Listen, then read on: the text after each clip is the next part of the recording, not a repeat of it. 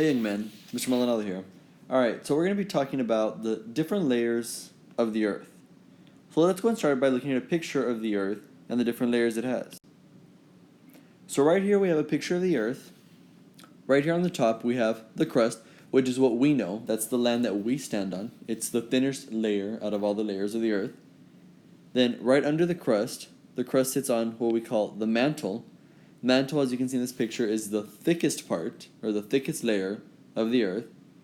And then the mantle sits on top of the outer core right here.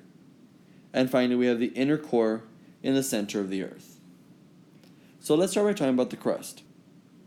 The crust is solid, and it contains continental and oceanic land.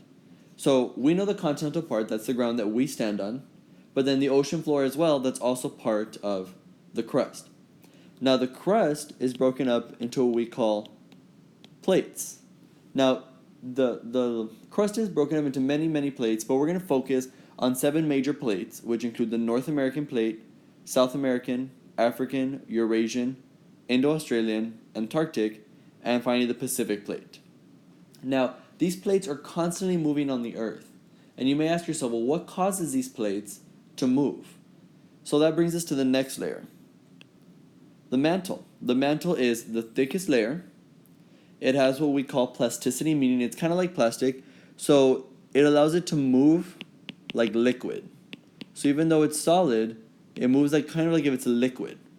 And here, this is very important, we have convection currents. So we know from heat transfer that convection is that circular pattern that heat takes as it's being transferred.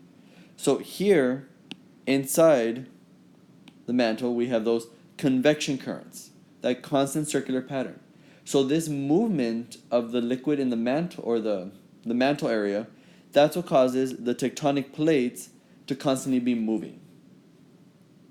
Now the mantle sits on top of the next part, which is the core. The core has 2 sections. We have the outer core, which is molten metal.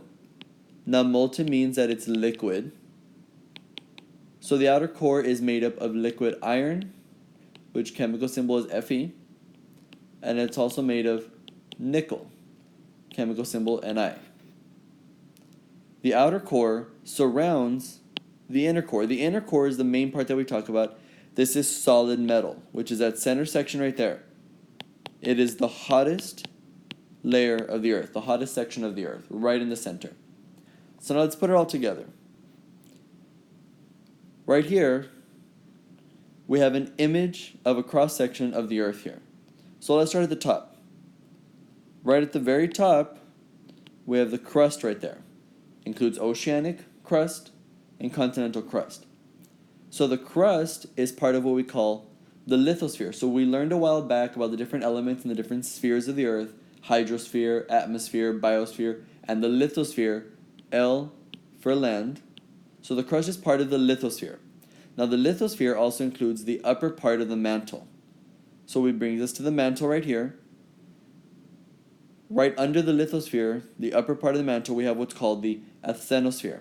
And then we have the rest of the mantle there.